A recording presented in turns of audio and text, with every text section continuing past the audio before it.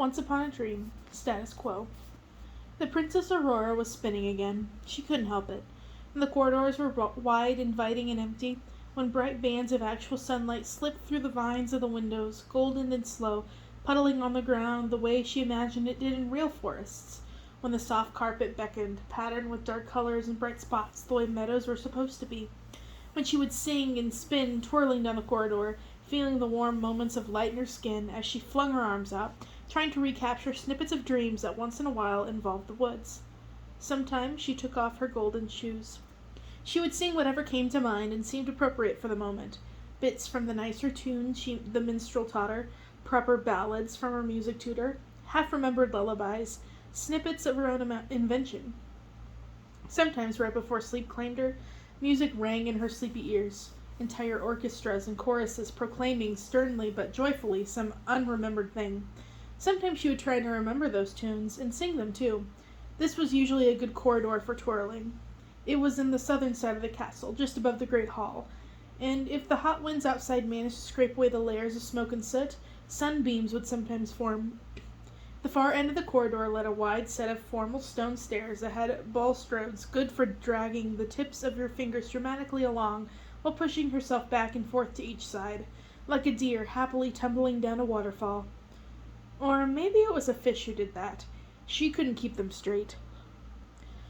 At the bottom, she tried to cross and uncross her feet quickly, the way she had seen some of the troubadours and girl performers do. Her hair fell like a ripple of costly fabric, first down one shoulder and then the other, as she quickly shifted position. She lifted the hem of her dress so she could watch her feet and make sure they were doing what they were supposed to, but it was also utterly graceful that anyone watching would have thought it was a part of the performance. Of course, anyone watching might have wondered at a young woman, much less a royal princess, prancing about like that.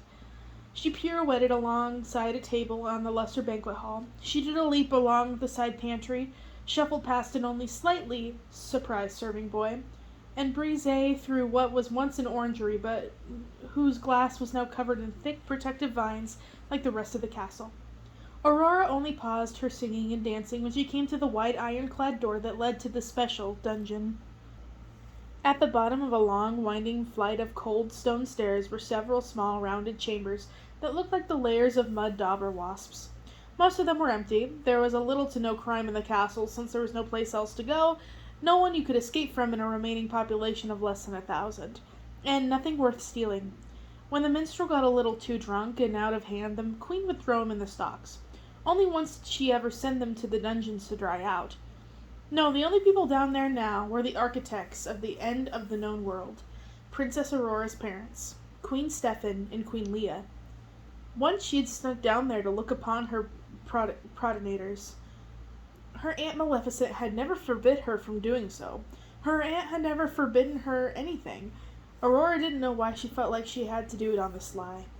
But she had waited until Maleficent had been down and come back up, so she knew there would be torches still lit, and the way would not be utterly black.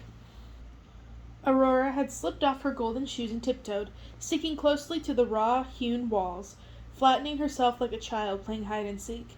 The king and queen had been dazed-eyed and silent, sitting on the one hard bench on their tiny cell, staring at nothing at all.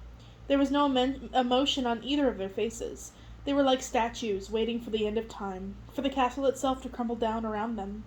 Chilled, Aurora had fled back upstairs as quickly as she could, and found her Aunt Millicent and wrapped her in exactly the sort of hug the older woman didn't like, but put up with on occasion for the sake of her adopted daughter. Aurora had no intention of ever going down to the dungeon again. For now she just shivered and moved quickly past the dungeon door, all desire to dance withered and gone.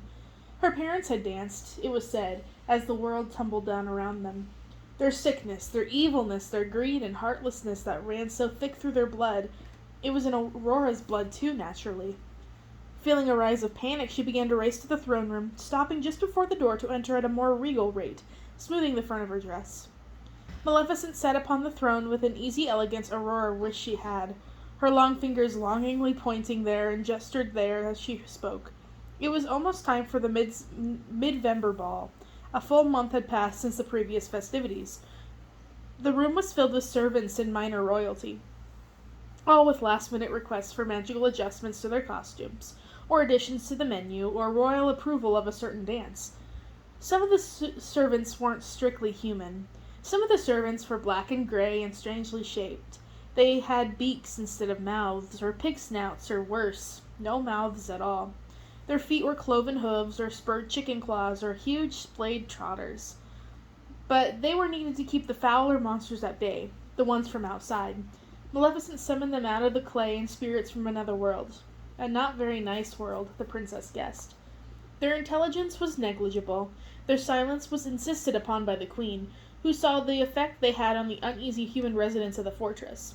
Aurora was torn about this. The good-hearted girl rued the unfairness of the strict orders they were under, and yet they were so unsettling.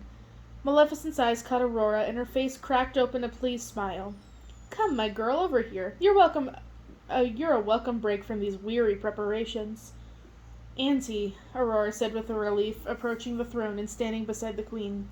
As always, her fears and doubts subsided the moment she was near the savior of the kingdom. She felt safe. "Really, you shouldn't bother yourself with all this. You do so much else for the kingdom."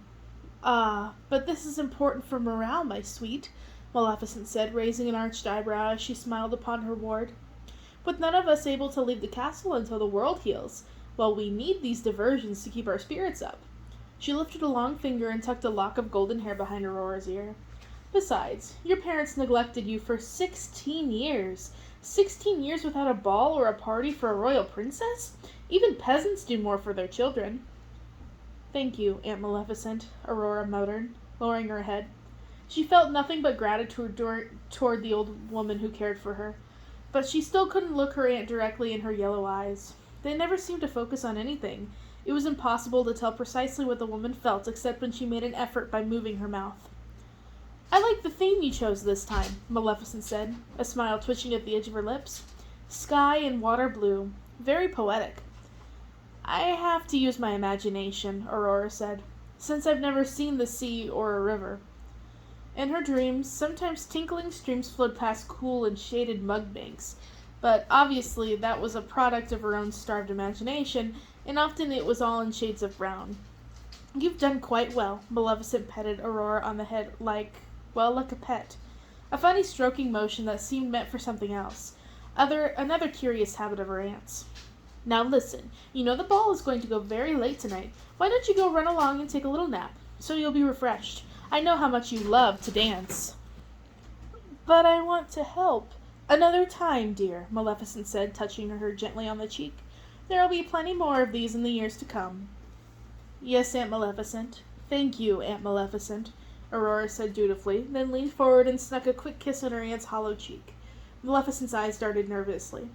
The powerful fairy had not asked to be the savior of the only people left in the world. She had not asked for the world to be destroyed in the first place. She had not asked to become the parent of a neglected princess. She probably wanted to just live by herself in her old castle, practicing her spells and communing with powers beyond the king of mortal men, happily ever after. So if she wasn't used to the hugs or kisses or other displays of affection Aurora had not received from her own parents, well, they would just have to learn. Aurora would wear her down eventually. The princess walked slowly back to her room. The hall was empty, wide, and inviting, but she didn't feel like twirling this time. She felt useless and desultory. "Your Highness!" A hand clawed her shoulder from behind. Aurora spun around, but it was just the old minstrel. His face was pale, and his long, narrow nose was pinched beyond his usual extreme.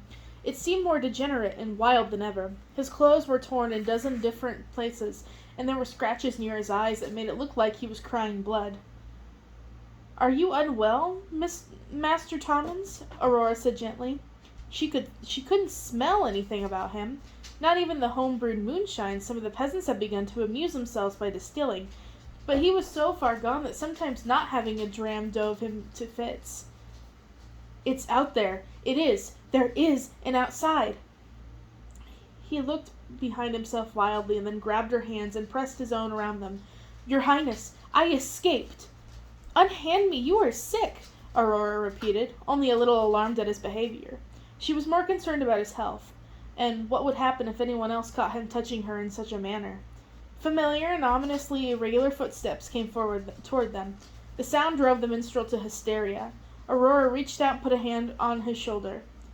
"Perhaps you should have a little lie down." But it was too late. Shuffling around the corner were two of Maleficent's private guards, oily black and gray monsters who moved ponderously along barely upright. They looked like they had been put together wrong. The minstrel's eyes widened in naked terror when he saw them, but he didn't take his attention off the princess. "Your Highness." "Come away from her, you singing human," the more pig-like creature snuffled loudly. "Maleficent commands you to sleep it off and leave the air alone." "You are the key," the minstrel whispered, throwing himself at the princess so his lips touched her ear. She tried not to pull away. It's all still out there." "Minstrel," said the other guard, the one with the comb of a cock and the yellow eyes of a demon. They each put a horrible clawed hand on the poor man's shoulder. They swung him aloft like he was no more than a speck of dust. "Your Highness," the minstrel cried. The monstrous guards laughed. "Sing for us, and we may not hurt you too much on the way to the dungeon." "Please be easy on him," Aurora urged. "He's having a fit of some kind. He needs a doctor, not a beating." "Sing!" the second one commanded, ignoring her. Neither monster bothered to bow as they walked away. "Sing!" The minstrel tried his best, tears streaming down his bloody face, borne aloft on the shoulders of nightmares. "Dulce, dulce dame jolie." Aurora watched him go with sadness and horror, and maybe, just maybe, a tiny speck of something too hideous to admit. Relief that the afternoon had become more interesting. After they were out of sight, all that remained was the quickly fading song, streaming through the hall like smoke. "Por Dio de pienses me, que nulle at signore, sur me for vous solome." Aurora noticed her hands were still clasped where the minstrel had held them. When she pulled them apart, she found he had pressed something there for her to hold. She held it up in wonder. It was a single, brilliant blue feather.